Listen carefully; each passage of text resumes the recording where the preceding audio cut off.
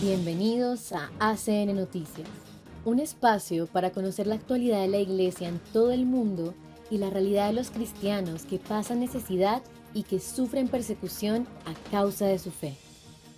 Escucharemos 3 historias que nos develan la realidad de la Iglesia en diferentes lugares del mundo. Atendamos. Etiopía. La gente de Tigray ha vivido un infierno, dice el obispo de Adigrat.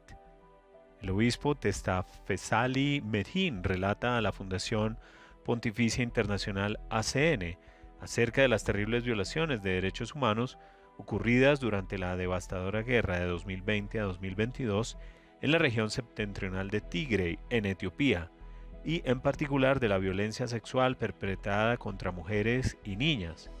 Partes de sus diócesis siguen ocupadas y muchas carreteras son inseguras. En las regiones accesibles, la diócesis está llevando a cabo proyectos de sanación de traumas para ayudar a las miles de personas cuyas vidas están rotas. Durante la guerra, estábamos completamente incomunicados, no teníamos acceso a Internet, los teléfonos no funcionaban y apenas podíamos salir de casa debido a la presencia de grupos armados por todas partes.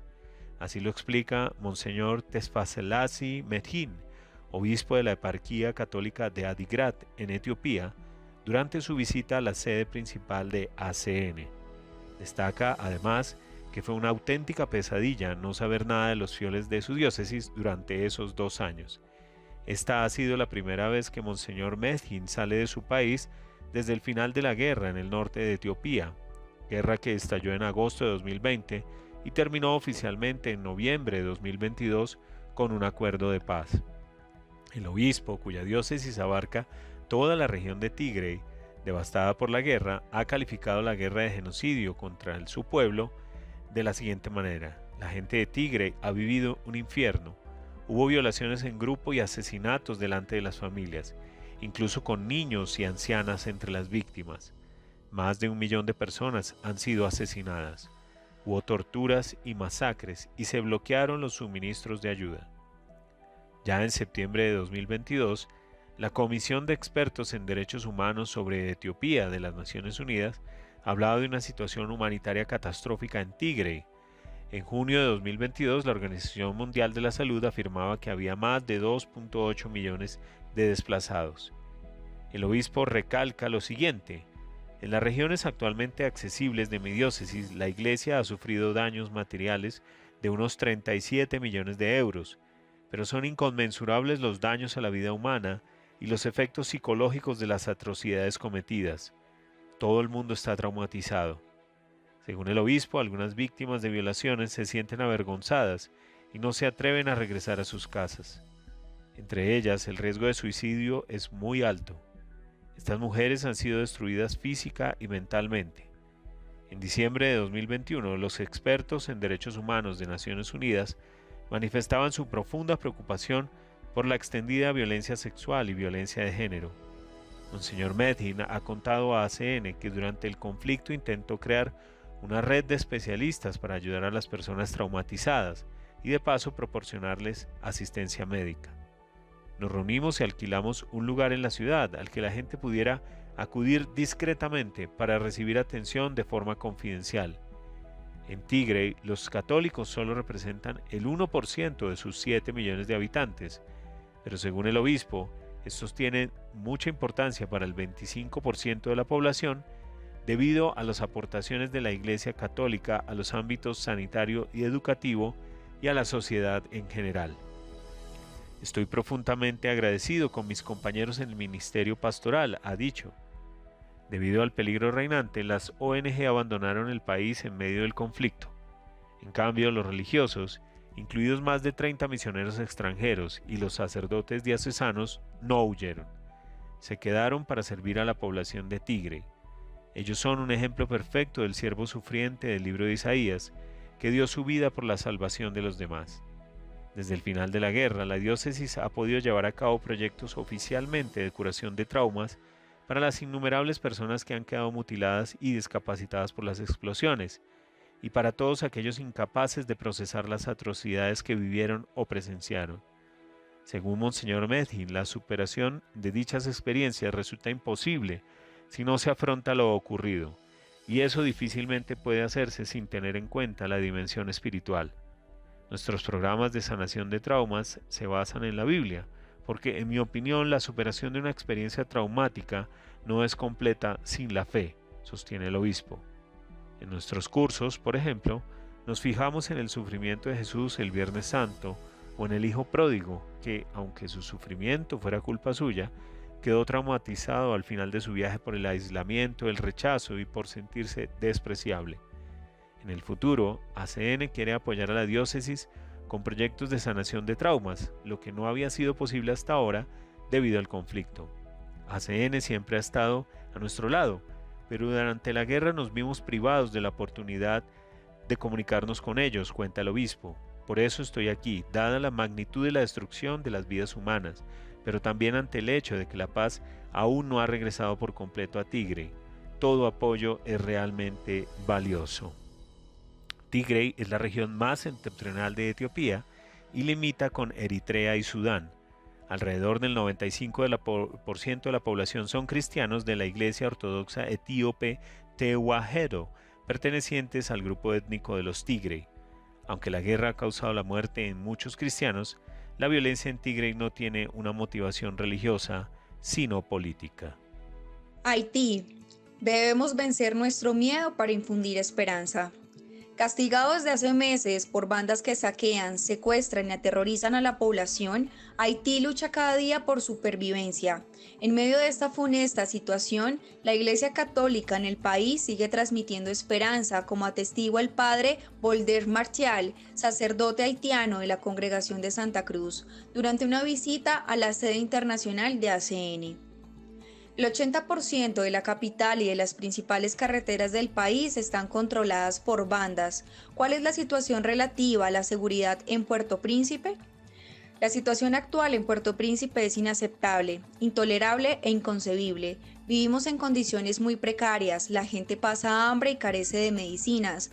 Muchos médicos han sido secuestrados, algunas escuelas están cerradas, los profesores cobran una miseria, no hay turismo, sobre todo el complejo turístico de la Abadí, en el norte del país, está cerrado. El sector agrícola afronta numerosas dificultades, así por ejemplo, los arrozales del departamento de Artibonito han sido tomados por bandas con armas de gran calibre.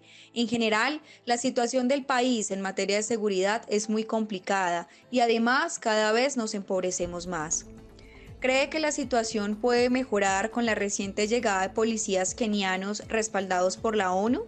Sí, esperamos remontar gracias a las fuerzas de seguridad kenianas. El miedo está comenzando a cambiar de bando y empezamos a ver que las bandas intentan negociar. Desde hace algunos días la situación parece estar más calmada. Sin embargo, nosotros pedimos algo más que una calma aparente. Exigimos la liberación de Puerto Príncipe de todos los rincones remotos de Haití para poder vivir como antes.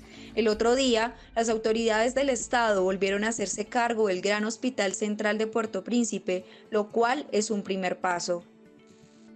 Han pasado 3 años del asesinato del presidente Jovenel Moïse. ¿Cuál es la situación política?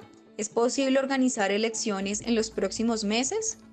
Por el momento, la prioridad para todos es la seguridad, más incluso que la necesidad de comer. Después vendrá el momento de la reforma constitucional, seguido de la puesta en marcha de un proceso electoral y, por último, de las elecciones libres, honestas y democráticas. Según el acuerdo rubricado al instituirse el gobierno actual, el Consejo Presidencial de Transición dispone de 2 años para organizarlas, pero sin seguridad no se puede hacer nada.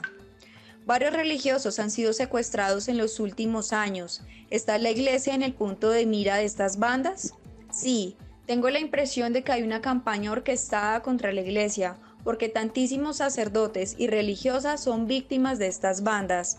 Solo en mi comunidad secuestraron a un sacerdote y tuvimos que pagar un rescate por su liberación. muchas diócesis y comunidades sufren robos y agresiones. Así presionan a la iglesia para silenciarnos, pero nuestra misión profética es denunciar lo que está mal. Sabemos que por tener esta postura corremos riesgos, pero aceptamos nuestra cruz. Como iglesia, debemos tener la fe y el valor de acompañar a la población, a los que sufren, y seguiremos haciéndolo con riesgo de morir por ello. Como habitante de Puerto Príncipe, ¿usted alguna vez ha tenido miedo? Allí cuando uno sale de su casa no sabe si volverá. A veces he tenido que tirarme al suelo para evitar los proyectiles. Oímos el ruido de las armas automáticas durante todo el día. Así que sí, tenemos miedo, pero tenemos que estar presentes para apoyar a nuestra gente. Estamos sufriendo, pero estamos llamados a ir más allá de ese sufrimiento, hacia la esperanza. ¿Cuál es la situación de los jóvenes? Los jóvenes viven inmersos en el terror. En el foyer de la Esperanza, un centro social para jóvenes que dirijo, una niña de 12 años fue asesinada y otra fue agredida violentamente. Varias escuelas están cerradas. Afortunadamente, gracias a todo lo que se puso en marcha a raíz de la pandemia, algunas escuelas pueden dar clases en línea.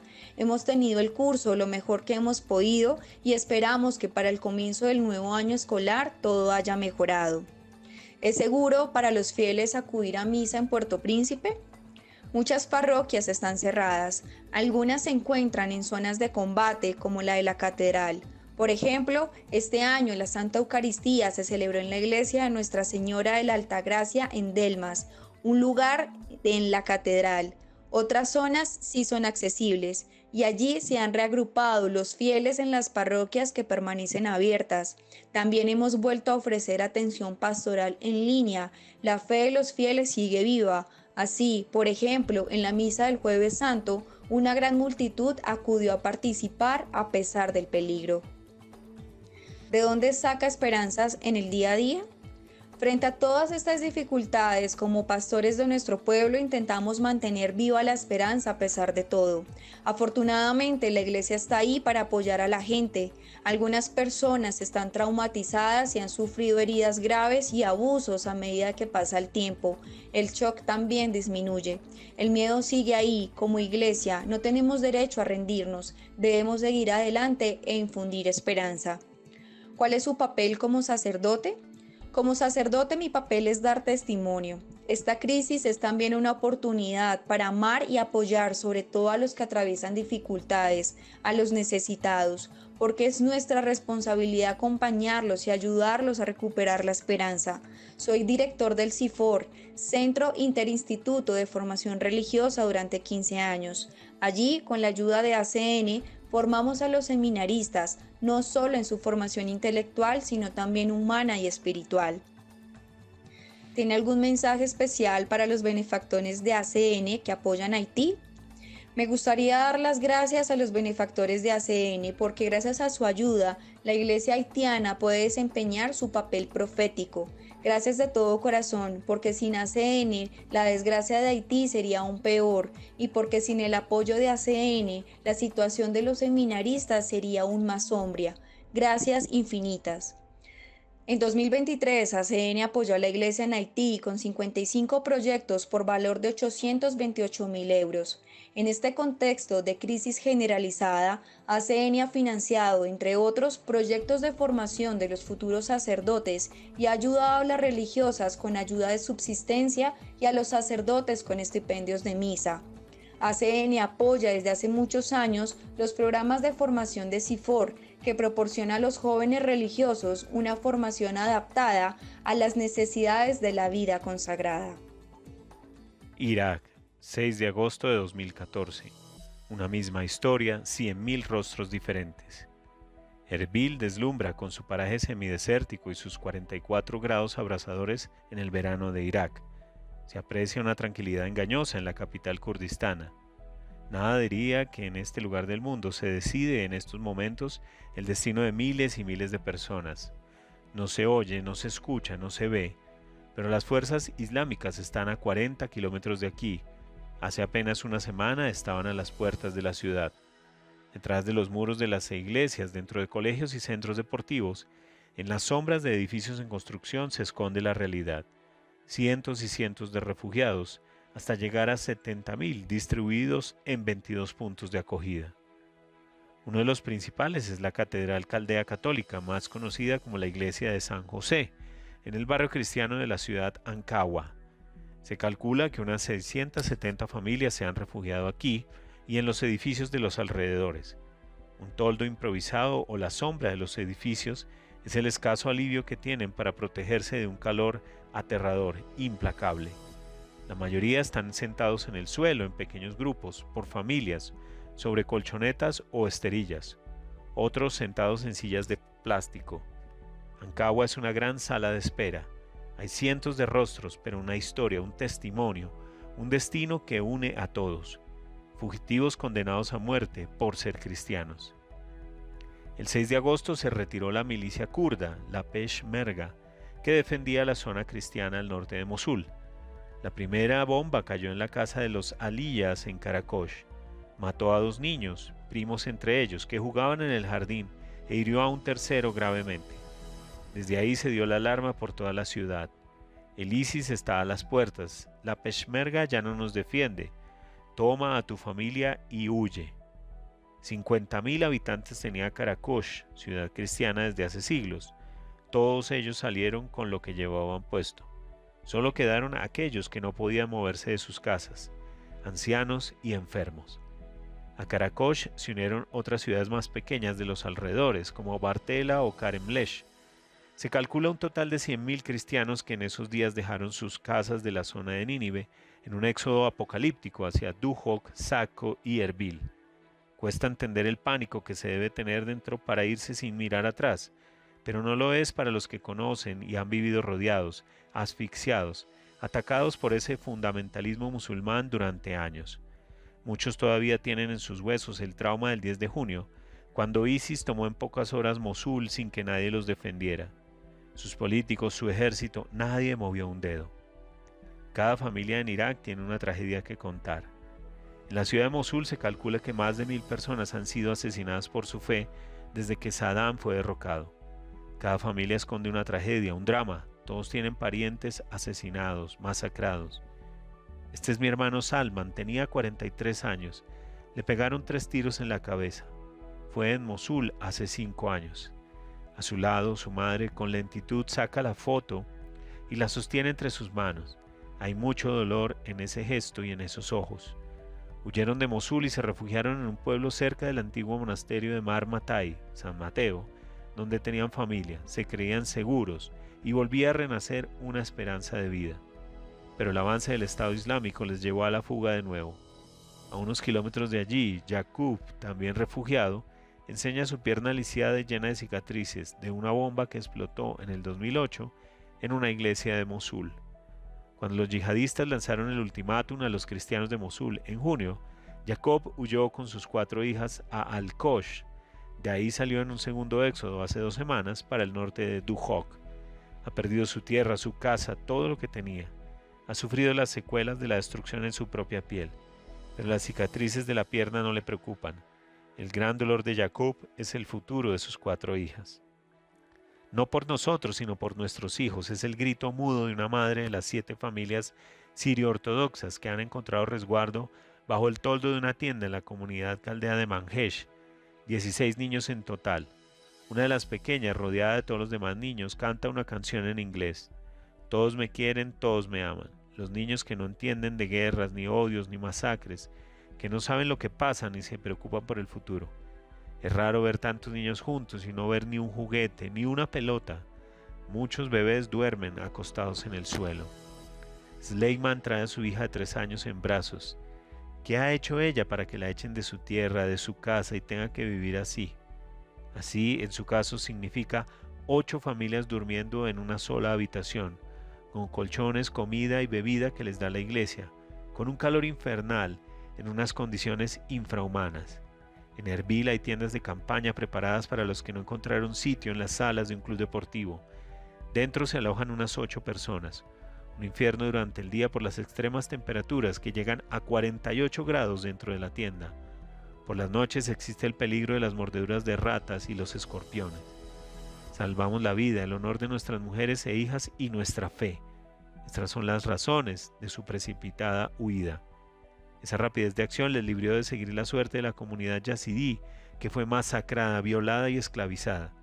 Sin embargo, a los cristianos del Nínive, de Karakosh, Al-Kosh, Telfek y otros tantos sitios, les han robado algo más que lo puramente material: la esperanza. Una herencia cristiana que no es parte del pasado remoto, sino que es presente real y activo. Los sacerdotes, las religiosas y los obispos intentan ayudar en lo que pueden. Se multiplican, llaman, organizan, piden, escuchan, consuelan, rezan. ¿Qué sería de ellos si la iglesia no estuviera aquí? ¿Quién cuidaría de ellos? En Erbil, como en Duhok, donde también unos 60.000 refugiados cristianos están diseminados por pueblos y villas del norte de la ciudad, algunos ya en la frontera con Turquía. Allí la labor de la iglesia es extraordinaria. Monseñor Emil Nona, arzobispo caldeo de Mosul, es uno de los 5 obispos también expulsados y desplazados que han perdido sus hogares. Acompañado por un sacerdote, lleva paquetes de alimentos, visita las comunidades y apunta necesidades: colchones, tiendas, un frigorífico, medicinas, lleva consuelo y fortaleza. En estos días afloran la iglesia sufriente y la iglesia heroica que vive el Evangelio, una iglesia que necesita el apoyo, las oraciones y la solidaridad de los hermanos cristianos de todo el mundo. Allí esperan que la comunidad internacional reaccione y no sea la iglesia la única que venga a socorrerlos. Se trata de algo más que simple y mera caridad cristiana. Se trata de salvar el presente, el pasado y el futuro de una cultura y una religión ancestral. Por eso piden una ayuda inmediata para salir de esos campos improvisados, de esas tiendas ardientes al sol, pero también una ayuda duradera, protección y seguridad, el derecho a vivir su fe, que es para los iraquíes cristianos cultura e identidad, y la quieren vivir en su tierra, la que fue de sus padres y sus abuelos. Impactante realidad que nos hace reflexionar sobre los privilegios que tenemos como cristianos de Occidente y nos interpela en nuestra manera de obrar. Gracias por escucharnos y por brindarnos su compañía. Los esperamos en nuestra siguiente emisión. Dios los bendiga.